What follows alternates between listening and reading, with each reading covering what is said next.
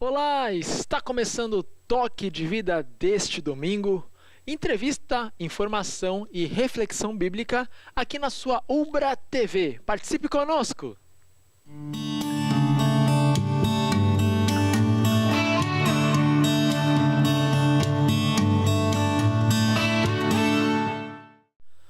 Páscoa é a festa da libertação, da passagem da escravidão para a liberdade. A primeira Páscoa foi celebrada há mais ou menos 3.500 anos, quando os israelitas foram libertados da escravidão que sofriam no Egito. Na noite anterior à libertação, o livro bíblico de Êxodo relata que o anjo do Senhor colheu a vida dos filhos mais velhos de cada casa, que não tinha um cordeiro, o sangue do cordeiro nos seus batentes. Portanto, só foram poupadas as casas em que o sangue do cordeiro estava reluzente nos batentes. Seguindo a orientação de Deus, os israelitas tiveram seus filhos poupados e conseguiram sair da escravidão com a família completa, graças ao sangue do cordeiro. Essa passagem da escravidão para a liberdade, da morte para a vida, é o tema da Páscoa judaica até hoje. E nós, cristãos, celebramos a liberdade que temos em Jesus. Fomos libertados da escravidão do pecado para a libertação de uma nova vida em Jesus. Nesse sentido, meus queridos irmãos, Jesus foi condenado, crucificado, morto e sepultado. E com sua morte e sofrimento, Jesus cumpre as profecias e revela ser o Messias prometido. Por isso, João Batista o chama de Cordeiro de Deus que tira o pecado do mundo. Assim como o sangue de um cordeiro salvou os filhos de Israel na noite anterior à fuga do Egito, da mesma forma nós somos salvos da morte e condenação eternas pelo sangue do Cordeiro de Deus, Jesus Cristo. É essa Páscoa, essa passagem que nós celebramos na Páscoa hoje. Por isso convido você a acompanhar a conversa que teremos com os pastores Luiz e Dyson, que atuam na Congregação Evangélica Luterana Castelo Forte da cidade de Canoas. Fique com a gente!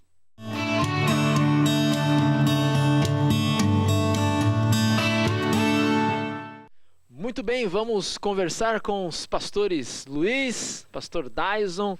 São os meus pastores aqui na Castelo Forte, né? Sou ovelha do rebanho de vocês. É um prazer ter vocês aqui. Muito obrigado por aceitar o convite para falar tanto da Páscoa, mas também das programações, das atividades da Congregação Evangélica Luterana Castelo Forte, tanto na Capela do Centro, como aqui na Capela Universitária da Ubra. Nós vamos ter uma atividade especial no último domingo, que é o 5º aniversário da congregação.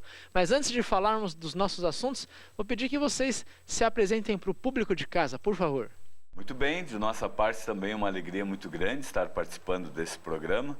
Noutros tempos nós participamos mais assiduamente, mas depois por algumas modificações e consequências de enfermidade, aquela coisa, a gente foi se afastando. Mas ficamos muito felizes de estarmos aqui hoje falando com os telespectadores, especialmente a respeito dessa época tão importante, não é? Poderíamos dizer assim, uma época fundamental para a nossa fé, para a fé cristã. Muito bem, né, pastor Luiz? Você menciona a enfermidade, né? O senhor está passando da morte para a vida a cada dia, é uma luta constante, né? Pois é, aquelas coisas que a gente nunca espera que aconteçam, né? Parece que sempre deveria acontecer com os outros, né? E nós, como cristãos, não estamos também livres disto, né? Tanto a minha esposa quanto eu tivemos uma enfermidade grave, né? Praticamente no mesmo tempo. Estamos aí agora na alegria e na dor, né? Com a graça de Deus e o atendimento muito cuidadoso dos nossos médicos também, né? Marchando, esperamos para uma recuperação, mas a gente sempre está tão confiante em Deus que ficando aqui é bom e partindo para o céu também é muito melhor, né? É uma esperança que só a Páscoa, a ressurreição de Cristo pode dar a nós, né? Exatamente, por isso que essa data nesse momento se torna tão importante, porque a grande lição da Páscoa é que a morte não é o fim. Que existe essa possibilidade. O próprio Senhor Jesus veio trazer para os discípulos dele, para nós, esse ensinamento, né, de que a vida é apenas uma passagem para algo muito especial que ele mesmo veio a esse mundo para, com a sua morte, conquistar para nós. Né? Que legal. E o pastor Dyson é também pastor na Castelo Forte, né, atuando mais aqui na Capela Universitária e na capelania hospitalar do Hospital Universitário, né? Por favor, se apresente ao nosso público, pastor. Saudação, pastor Fukui, pastor e também aqueles que nos assistem. Estamos aqui desde janeiro, então, num trabalho compartilhado entre a Congregação Castelo Forte e também o Hospital Universitário da UBRA, onde nós desenvolvemos um trabalho bem diferente um do outro, mas com o mesmo enfoque, levar a palavra de Deus, a mensagem do Evangelho a todos aqueles com quem a gente tem contato, né? E isso se torna muito mais importante, muito mais ainda significativo nesse período de Páscoa, né? Esse período assim que nos enche de alegria e é um momento todo especial dentro da nossa igreja também.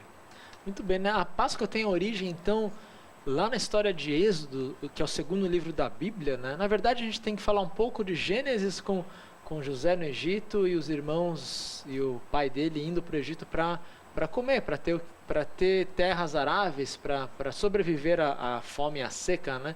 E esses descendentes, eles se multiplicam, ficam grandes, né, número muito grande, e o faraó, anos mais tarde, após José morrer, né, na verdade algumas décadas ou séculos até, ele escraviza os israelitas, e eles então ficam lá como escravos, clamando pela libertação, clamando a Deus, e Deus então envia Moisés, né?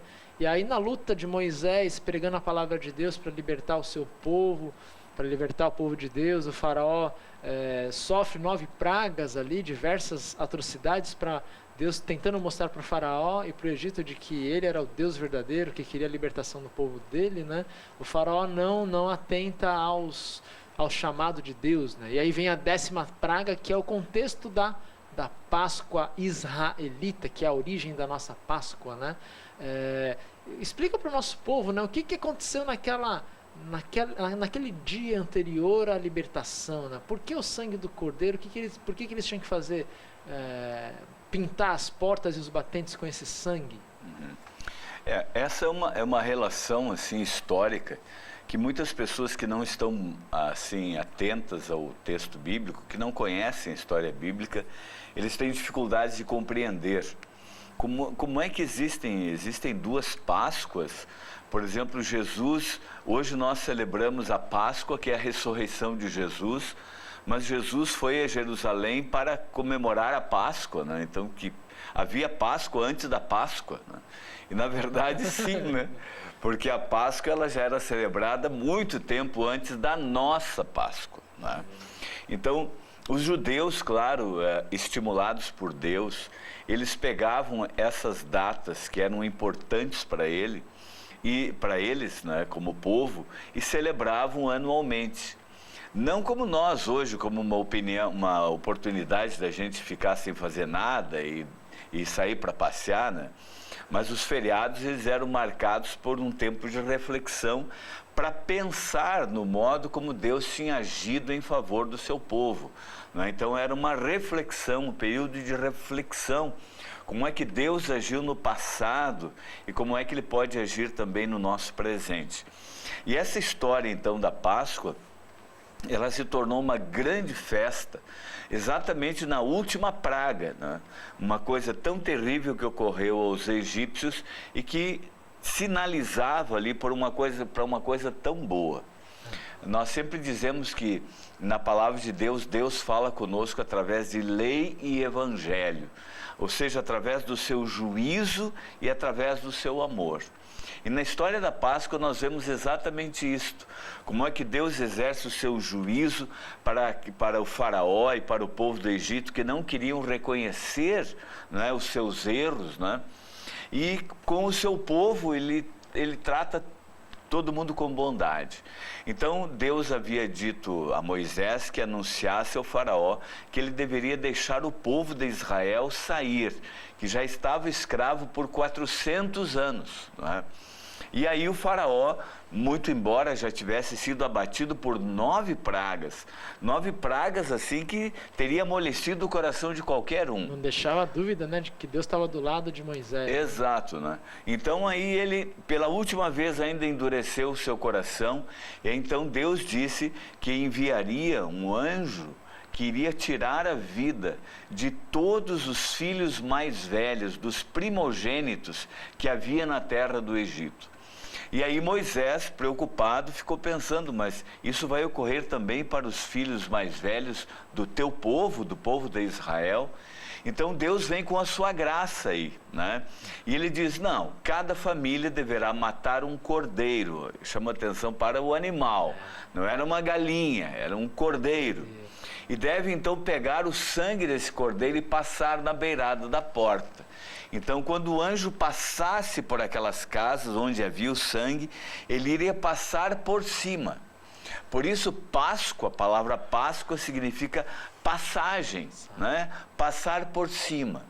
Então, a Páscoa, ela ficou a partir dali, sendo a lembrança daquele momento em que Deus, na sua graça, na sua misericórdia, livrou o povo de Israel da morte, enquanto que a morte estava acontecendo na residência dos egípcios. E esse uso do cordeiro, ele nos faz ligação com o Cordeiro de Deus. Sim. Quando Jesus vem, ele derrama o seu sangue. E todas aquelas pessoas que estão conectadas pela fé ao sangue do Cordeiro Jesus, agora elas estão livres do castigo de Deus, não é? A gente passa por cima, então. Exato. O castigo vai embora. Isso, é como se Deus colocasse um rótulo naqueles que são batizados, que são lavados no sangue do Cordeiro, e ele mesmo diz lá por palavras do apóstolo Paulo em Romanos 8:1, agora já não há mais condenação para aqueles que estão unidos em Cristo Jesus. Que interessante, né? E a gente poderia até dizer, né, que se um egípcio acreditasse no Evangelho, ele viram as pragas ali, certamente a gente pode até afirmar que algum egípcio estava contra o faraó e talvez tenha pintado sua casa com o sangue de um cordeiro, né? Tenha celebrado isso por medo do Deus hebreu, né? A gente pode afirmar que esse egípcio também teve o filho poupado, porque participou desse ato de fé no Deus triuno, né? Eu acredito que sim. E isso tudo ganha um sentido muito maior quando, na manhã da Páscoa, quando Jesus então ressuscita, né? Então, depois, diante da sua própria ordem, ele abre isso para todos, não somente para o povo judeu. Jesus passa então a ser o primeiro ressuscitado, aquele que vence a morte, né? E aí está o fundamento também da fé cristã, e ele estende essa ressurreição agora para todos, não só para os seus seguidores ali, daqueles que faziam parte do povo, do clã, do povo de Israel, né?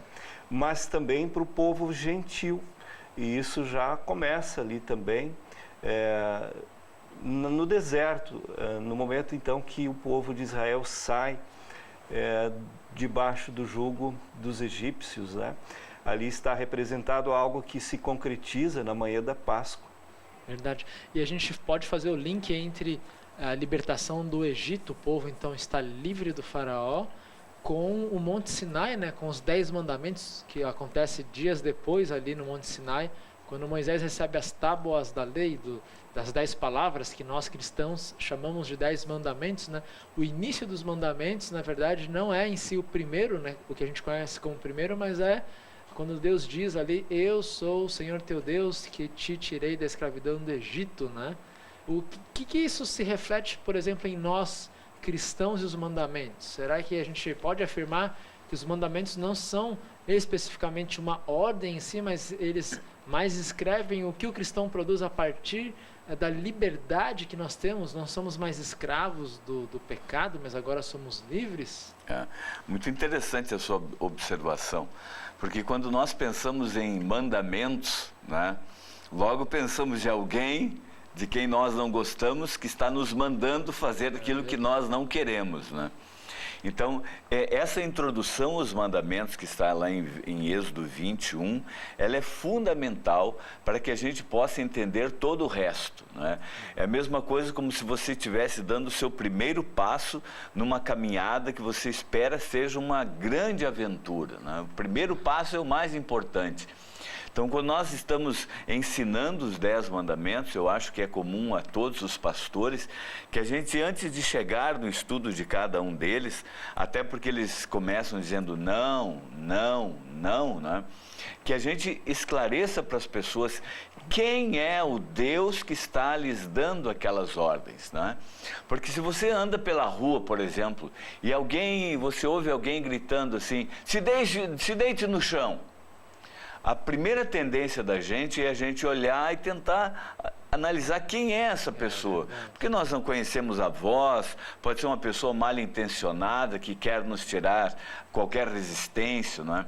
Mas se eu identifico a voz e vejo que aquela voz é do meu pai, por exemplo, eu chego, puxa, mas o meu pai não iria me dar uma ordem que fosse para o meu mal. Então, imediatamente eu vou me deitar, não é?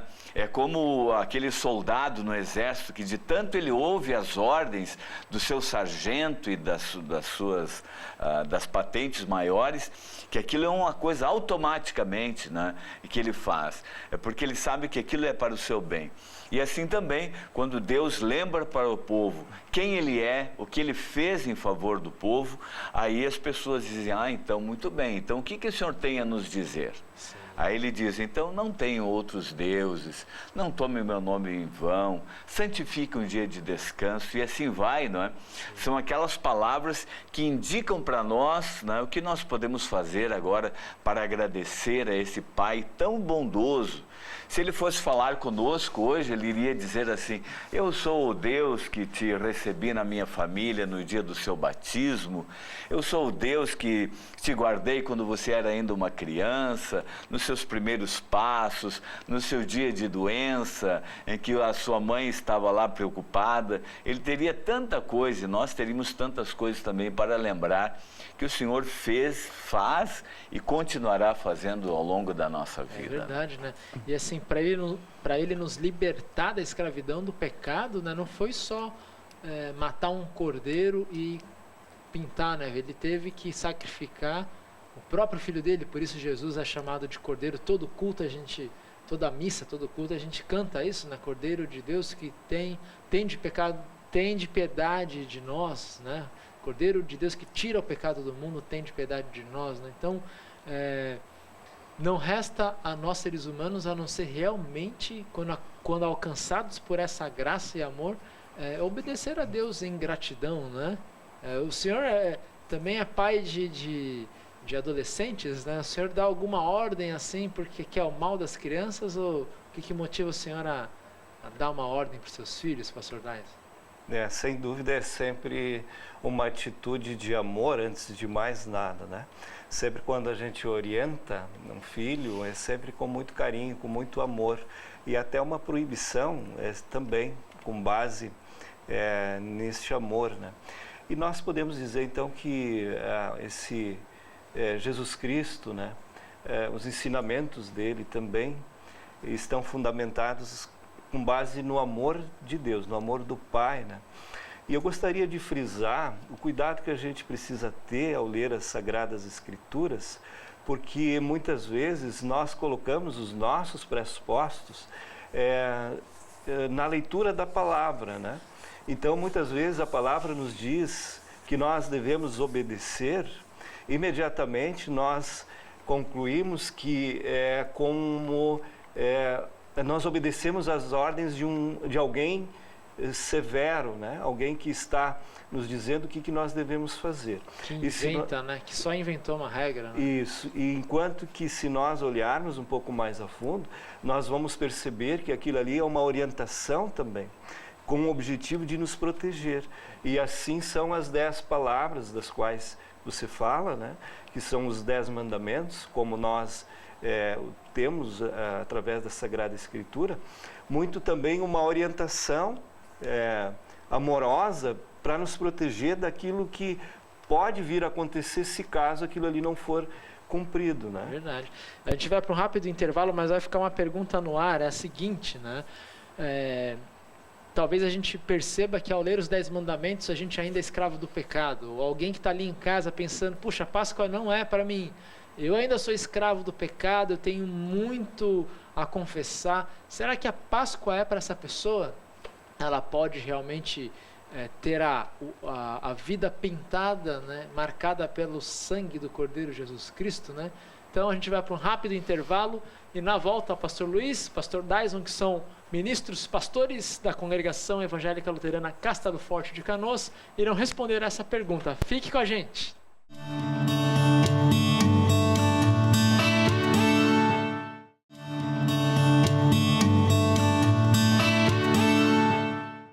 Muito bem, voltamos para responder essa pergunta sobre Páscoa, né? A gente falou um pouco da libertação da escravidão do Egito, Jesus como aquele que nos liberta dos pecados. Falamos um pouco dos 10 mandamentos que estão atrelados a essa libertação, a uma vida de gratidão por essa libertação.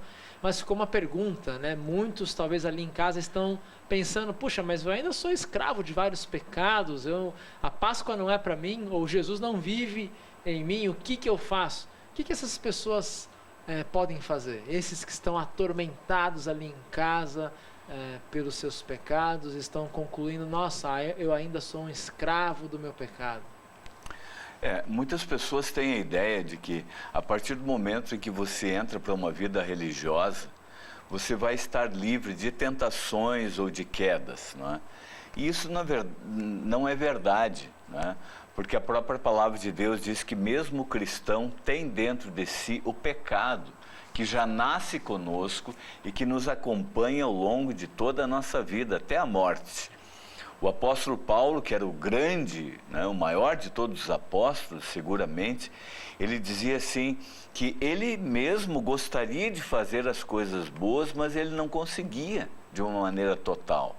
E aquele mal que ele não queria fazer era esse que ele acabava fazendo na verdade, né? Que esse é o pecado original, então, né? A gente nasce com esse defeito de fábrica, digamos. Exato, assim, é uma né? vontade interna que nasce conosco e à medida que nós vamos crescendo, essa vontade ela se transforma em ações, pensamentos, omissões e assim por diante, né?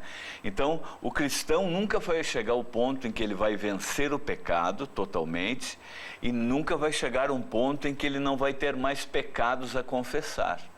Na verdade, o grande convite de Jesus a nós não é que nós vivamos sem pecar, mas é que nós reconheçamos essa nossa situação e corramos para Ele todos os dias, né?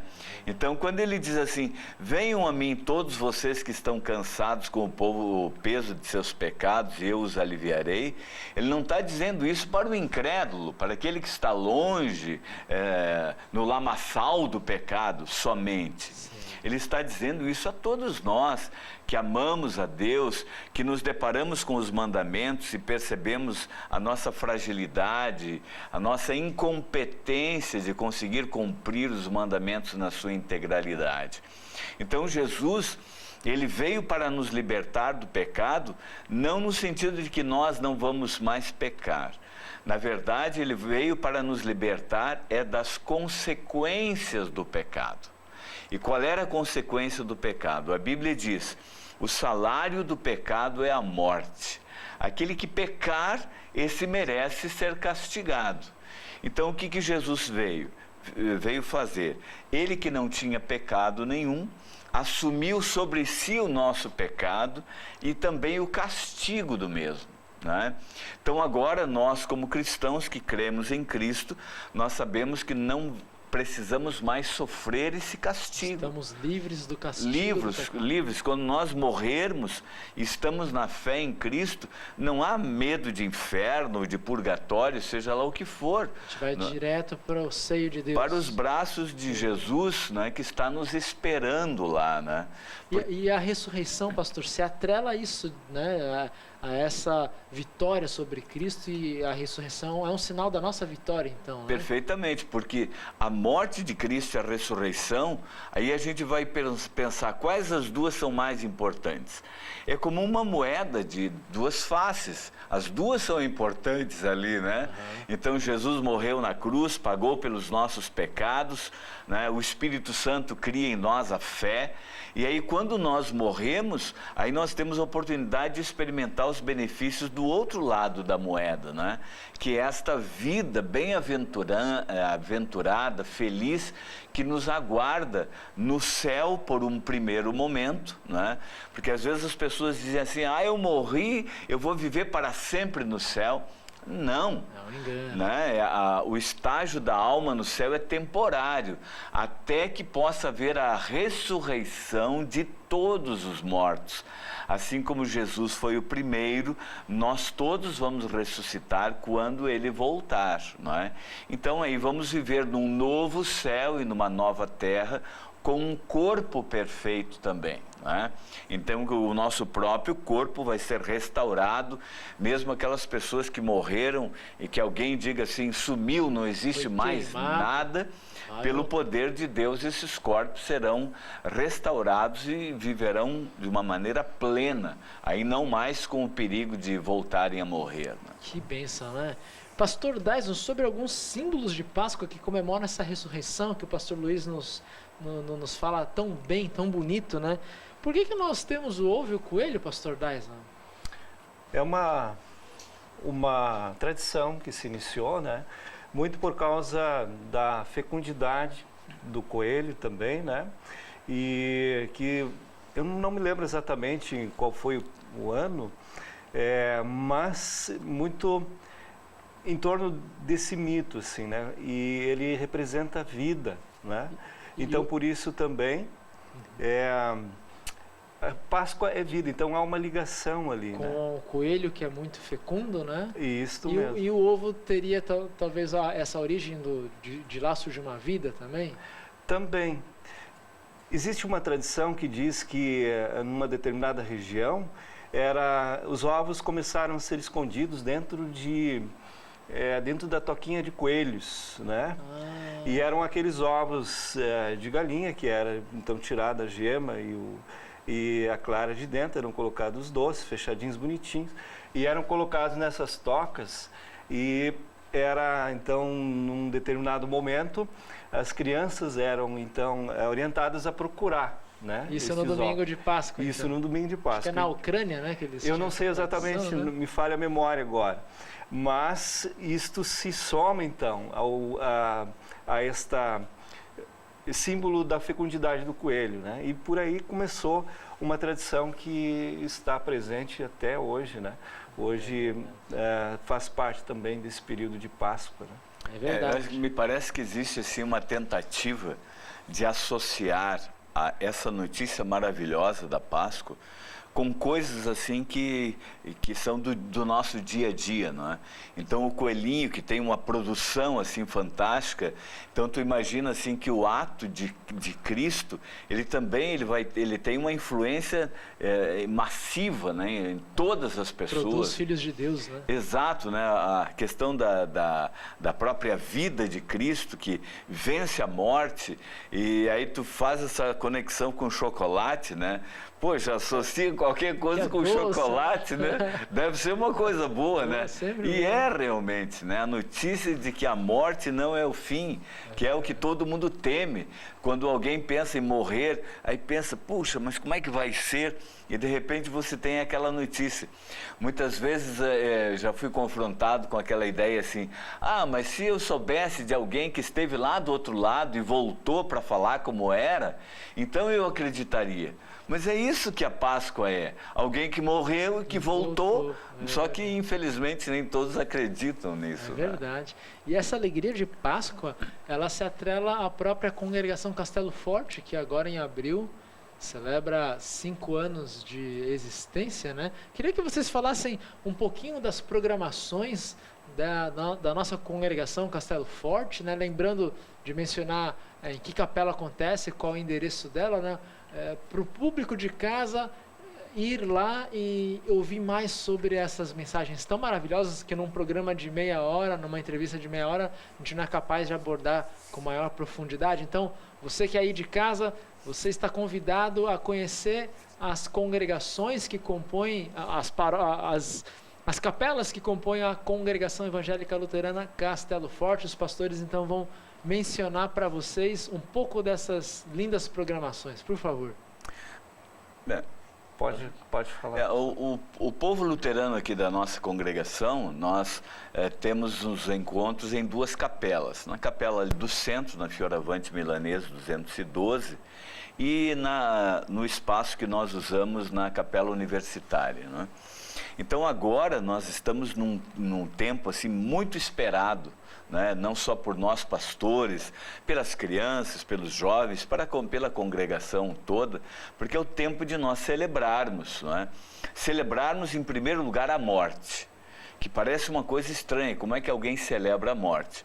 Bem, porque nós celebramos a morte de Cristo, porque ela foi em nosso favor.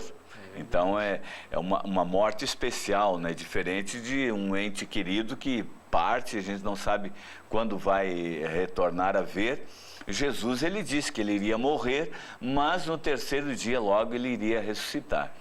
Então as celebrações da morte e da ressurreição de Jesus, elas começam dentro das nossas capelas agora, nesse domingo, não é, que é chamado Domingo de Ramos, quando nós lembramos o momento em que Jesus entra na cidade de Jerusalém e ele é recebido como um rei, não é? Claro que a sensação interna do seu coração não era assim daquela pessoa pensando, agora eu sou um cara de sucesso, veio todo mundo me receber com ramos de oliveiras, colocavam as suas roupas no chão para que Jesus entrasse por cima delas. Ele sabia que aquele mesmo povo que estava cantando glórias, dias depois iria dizer crucifica-o. Mas ele sabia disso, ele não foi iludido, não é? E aí então, esse é o nosso primeiro encontro com Jesus em Jerusalém, para a sua paixão e morte e ressurreição. Depois nós vamos para a quinta-feira. Não é? Então, no domingo nós temos cultos no centro às 9 horas e 10 horas na universitária. Na quinta-feira é só lá no centro. É o dia, é a noite, às 20 horas, que nós lembramos de um momento muito especial que Jesus instituiu a Santa Ceia. Havia uma cerimônia dos judeus chamada Ceia Pascal, quando eles lembravam de uma celebração especial, quando o povo de Israel, na noite que eles estavam se preparando para sair, eles comeram a carne do cordeiro. E comiam também ervas amargas, se lembrando como foi amarga e dura a escravidão, com pão sem fermento e vinho. E aí então nós celebramos a Santa Ceia, mais uma vez lembrando ao nosso povo o significado dela para nós hoje, como a presença do verdadeiro corpo e sangue de Cristo, a sua presença real, não simbólica entre nós. E na sexta-feira, o dia em que Jesus entregou-se em favor da humanidade, nós temos lá no centro às 9 horas o culto, e aqui no universitário então às 10 horas, que é o momento, é o auge, né, em que nós acompanhamos Jesus na sua dor, no seu sacrifício, na sua paixão. Paixão não querendo significar aí só um amor, a paixão de um homem por uma mulher, mas paixão no seu significado de sofrer. Sim, né? Então, que ele, movido pelo seu grande amor, padeceu por nós. Aquela cruz era nossa, aquele sofrimento era nosso. E aí então passa-se o sábado e vemos já então o culto da ressurreição. 9 horas no centro, 10 horas na universitária e também 20 horas lá no centro. Que é o momento em que, inclusive, até os paramentos e as vestes litúrgicas usadas na igreja mudam, né? Então, na sexta-feira, a gente usa uma roupa mais para o preto, ou então mais para o lilás, demonstrando o luto, demonstrando os ferimentos de Cristo. E no domingo, então, tudo é para o branco, para o dourado, festa e né? A festa da ressurreição, da vitória da vida sobre sobre a morte. Que legal, pastor Luiz. Eu gostaria que a gente tá assim, caminhando para o final do programa, que o senhor mencionasse e convidasse o nosso povo para a festa do 5º aniversário. Não vai ter culto nas duas capelas, né? A gente vai ter um grande culto num lugar especial, né? Uma programação especial, né? Isso. O aniversário de cada um é um dia importante. Numa congregação onde existem muitas pessoas, aí nós podemos dizer que não é uma pessoa só que é o aniversariante, mas todos são. Por isso nós estamos, em primeiro lugar, convidando de modo especial todos os membros da nossa congregação para que se façam presentes. Nós vamos fazer num espaço diferenciado das capelas, é um espaço amplo, na Liga Canoense de Futebol, aqui de Canoas, que fica na Avenida A.J. Renner, 1111. E lá nós vamos ter então às 10 horas o nosso culto festivo e logo após um almoço de confraternização, com preços bem acessíveis que todos poderão ficar lá com os seus familiares. Então, é um momento de muita gratidão a Deus. A nossa comunidade, como qualquer outra comunidade, tem os seus momentos bons, mas tem também os seus momentos que a gente padece realmente. Por isso é um momento de gratidão, porque Deus não nos tem abandonado, tem nos fortalecido e apesar de todos os obstáculos que os homens e que o próprio diabo colocam diante de nós, nós sabemos que Deus está do nosso lado, nos fortalecendo, nos dando coragem para que nós continuemos a fazer o trabalho da obra de Deus, que é levar a mensagem do amor de Deus e da vida eterna a todas as pessoas e de modo especial à comunidade canoense. E todos aqueles amigos que quiserem nos dar a honra de participar conosco desse culto festivo, as portas estão abertas, todos são bem-vindos. Se quiserem participar do almoço, a gente só pede que entrem em contato com a nossa congregação, vão lá pelo nosso site casteloforte.org, e lá nós temos um telefone de contato.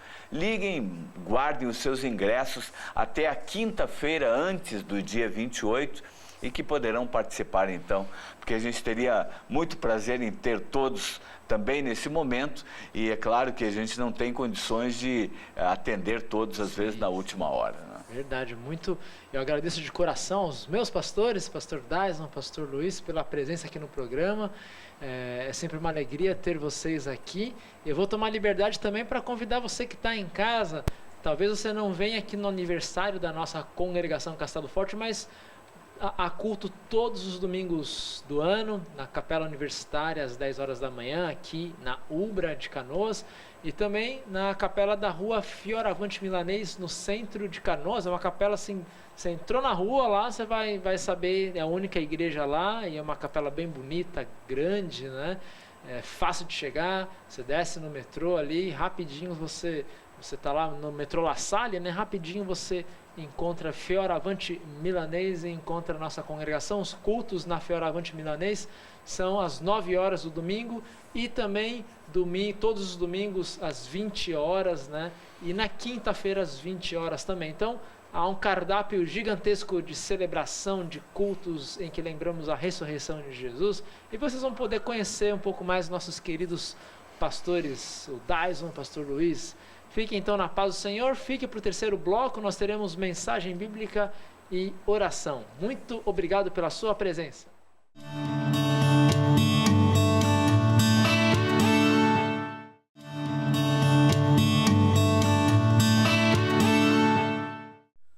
Olá, seja muito bem-vindo ao nosso momento dominical de fé e reflexão aqui na Ubra TV, o programa Toque de Vida. Para mim, é um privilégio entrar na tua casa, te encontrar no teu trabalho, ou ser a tua companhia por onde estiveres. Hoje é um dia muito especial. É a festa da vida, da vitória, da alegria, do perdão, da salvação. É a festa da Páscoa. Para trazer uma mensagem especial, neste dia especial, teremos a presença do pastor Luiz, da comunidade evangélica luterana Castelo Forte de Canoas. Fique com a gente.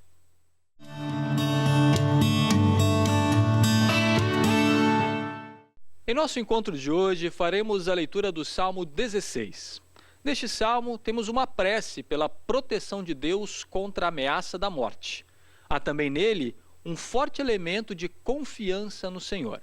Acompanhe comigo a leitura do texto.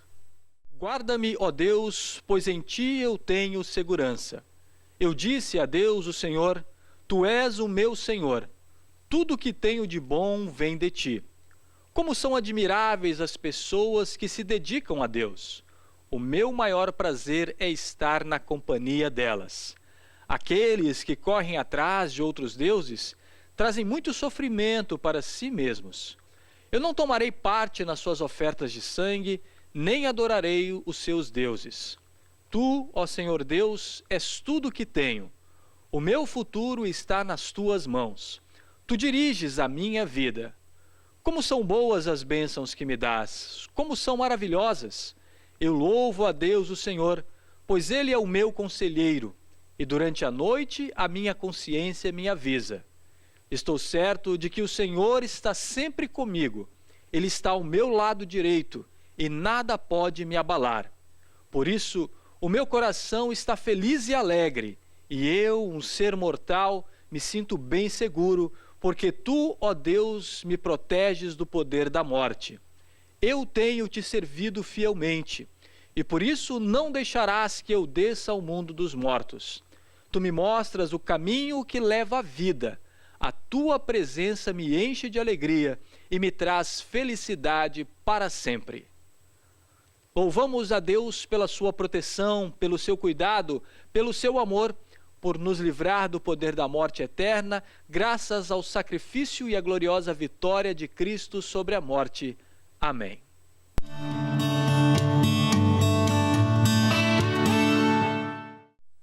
Olá, muito bom dia e feliz Páscoa! Nesse dia tão especial para toda a cristandade, queremos meditar sobre um texto bíblico que encontramos em Mateus, capítulo 20, versículo 18, onde Jesus nos diz: Escutem, nós estamos seguindo para Jerusalém, onde o Filho do Homem será entregue aos chefes dos sacerdotes e aos mestres da lei. Eles o condenarão à morte e o entregarão aos não-judeus. Estes vão zombar dele, bater nele e crucificá-lo. Mas no terceiro dia ele será ressuscitado. Queridos irmãos, conta-se que certa vez um senhor chegou ao seu médico e disse: Doutor, eu vim aqui hoje, mas não foi para consultar sobre a minha saúde. Eu estou bem. O problema é com a saúde da minha esposa, doutor. Eu acho que ela está ficando surda. Só que eu não consigo convencê-la de que ela precisa vir aqui consultar com o senhor. O médico então lhe disse: Faça o seguinte. Hoje, quando ela estiver na cozinha preparando o almoço, você fala com ela lá da sala e pergunte o que tem ela preparado para o almoço. E vá chegando mais perto, para ver qual é o grau da surdez dela. Pois foi o que ele fez. Chegou em casa e lá da sala ele perguntou para a esposa: Amor, o que temos para o almoço hoje? Nada. Chegou mais perto e perguntou pela segunda vez: Amor, o que temos para o almoço hoje? Nada. Aí ele chegou agora bem perto dela, nas suas costas, e perguntou pela terceira vez: Amor, o que temos para o almoço hoje? Ela virou-se e lhe disse: O que há de errado com você? Já lhe disse 3 vezes, galinha frita. Agora deu para saber quem era o surdo na história, não é verdade? Pois, durante todo o ministério de Jesus, por várias vezes, ele se dirigiu aos seus discípulos falando bem claramente sobre o que iria acontecer a ele nos seus últimos dias de vida em Jerusalém. Ouçam só o que ele diz numa destas ocasiões, quando está se preparando para seguir para Jerusalém. Escutem, nós estamos seguindo para Jerusalém, onde o Filho do Homem será entregue ao chefe dos sacerdotes e aos mestres da lei. Eles o condenarão à morte e o entregarão aos não-judeus. Estes vão zombar dele, bater nele e crucificá-lo. mas no terceiro dia ele será ressuscitado. Na quinta-feira santa à noite, logo após a instituição da Santa Ceia, e poucas horas antes de ser preso, Jesus disse aos discípulos: nesta noite todos vocês vão fugir e me abandonar, pois as Escrituras Sagradas dizem: matarei o pastor e as ovelhas serão espalhadas. Mas depois que eu ressuscitar, irei adiante de vocês para a Galileia. Bem, no domingo de Ramos, Jesus chegou em Jerusalém. Na quinta-feira foi preso. Na sexta-feira santa foi condenado, morto e sepultado. E no domingo bem cedo, Maria Madalena e a outra Maria foram até o túmulo. E foram fazer o que lá? Diz a Bíblia que elas haviam comprado óleos e perfumes para preparar o corpo de Jesus, para que não terminasse simplesmente jogado numa sepultura e esquecido lá, sem os cuidados de higiene e limpeza, sem um preparo respeitoso. Na sexta-feira santa, devido à pressa de tirar o corpo de Jesus da cruz, antes do início do sábado, o dia do descanso dos judeus, o corpo de Jesus não tinha recebido o preparo que se costumava dar a um corpo que ia ser sepultado. O corpo costumava ser lavado e untado com perfumes e óleos.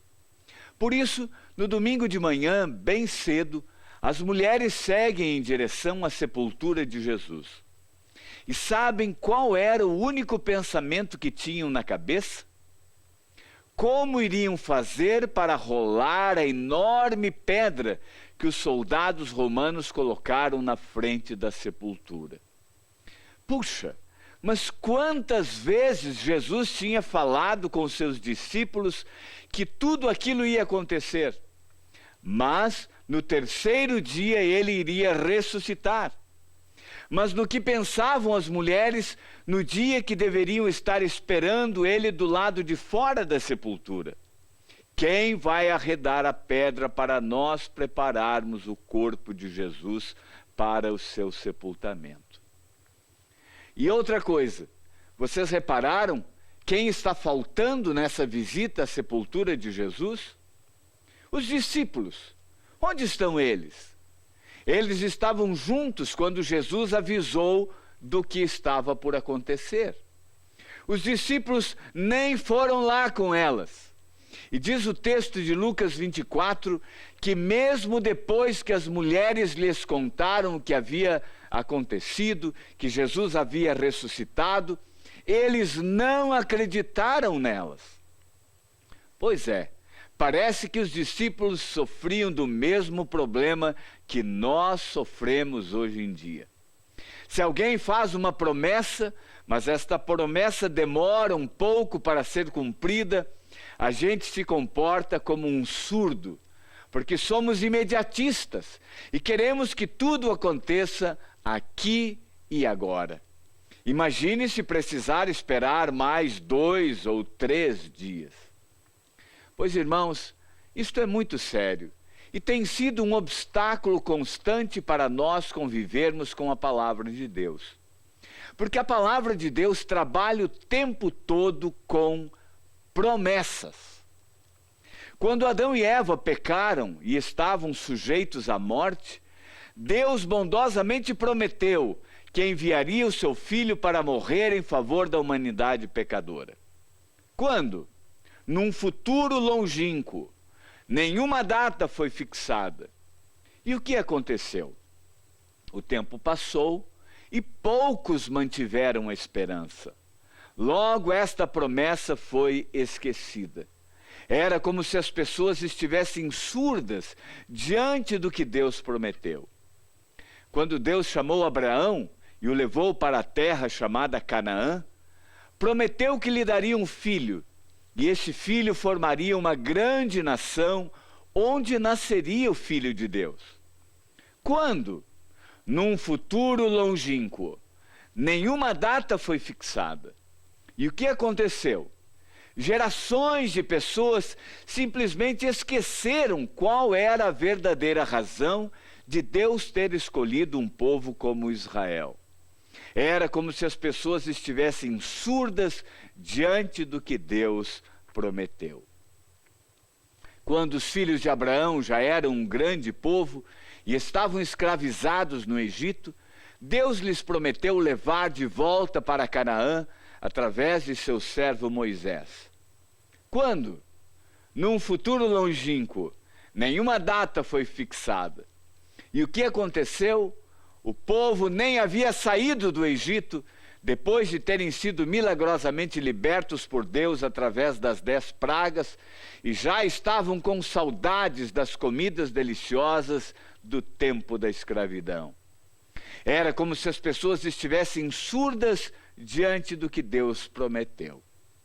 Quando já havia passado tanto tempo que muitas pessoas nem mais lembravam das promessas de Deus, um anjo do Senhor veio falar com Maria e lhe prometeu que ela teria um filho e ele seria o Salvador do mundo. Quando? Num futuro bem próximo. A data estava quase fixada, em aproximadamente 9 meses. E o que aconteceu? O menino chegou e não havia lugar para ele nascer. Teve um parto improvisado numa estrebaria, porque, com exceção de seus pais, ninguém o esperava. Agora acontece o mesmo com os discípulos. Era necessário aguardar apenas 3 dias enquanto Jesus estava na sepultura. E o que aconteceu? Os discípulos estavam em casa, escondidos, e as mulheres foram ao túmulo para preparar o corpo para o sepultamento. Era como se os discípulos e as mulheres estivessem surdos diante do que Deus prometeu. Promessas e mais promessas. É assim que Deus trata com o seu povo de todos os tempos. E isto obriga o povo de Deus a sempre ficar esperando o cumprimento de promessas. E é por isso que não há como nos relacionarmos com Deus sem um ingrediente muito importante, que é a esperança. A esperança, ou a fé, é o que nos mantém firmes esperando que Deus cumpra as suas promessas.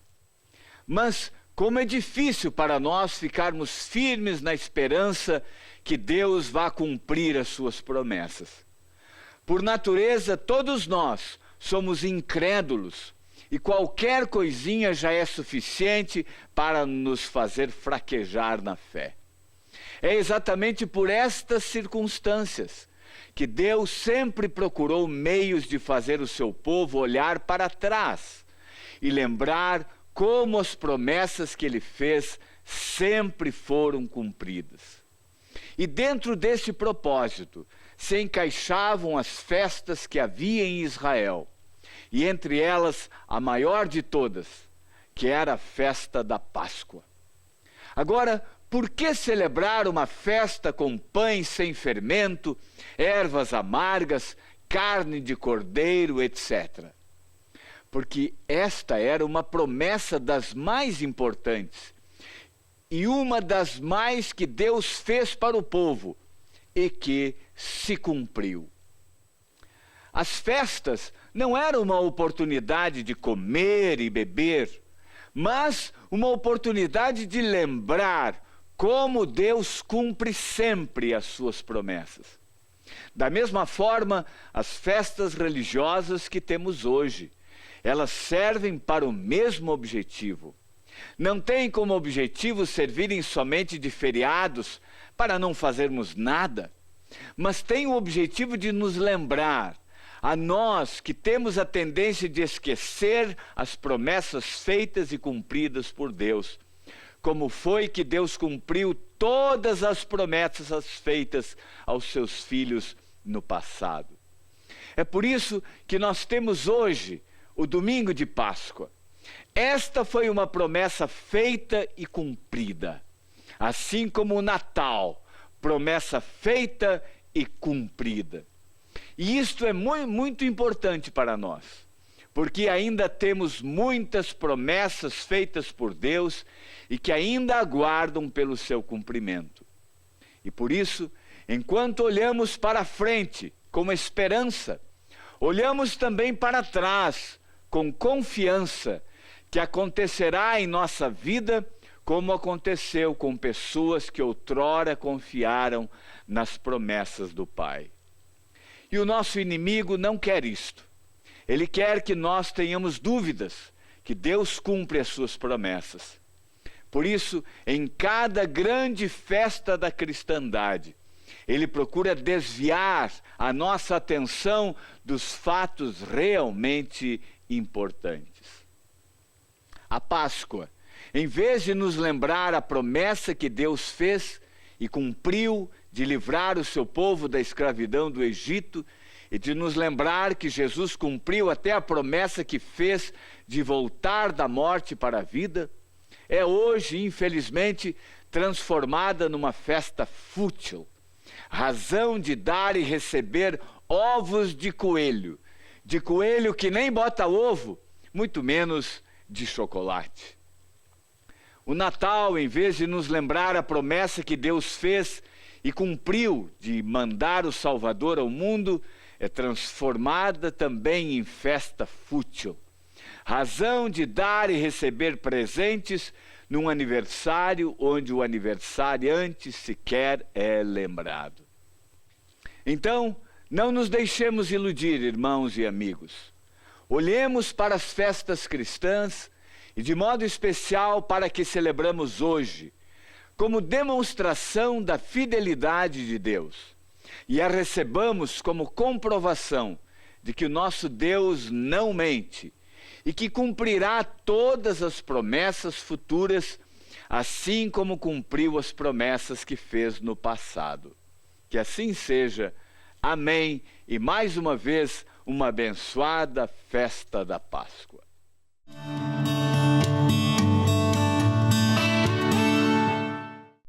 Estamos chegando ao final de mais uma edição do Toque de Vida de domingo. Não apenas eu, mas também Deus se alegra com a tua companhia. Lembre-se que temos toques de vida para você todos os dias da semana. De segunda a sexta temos os nossos drops diários às 8 horas da manhã e aos sábados ao 12h50.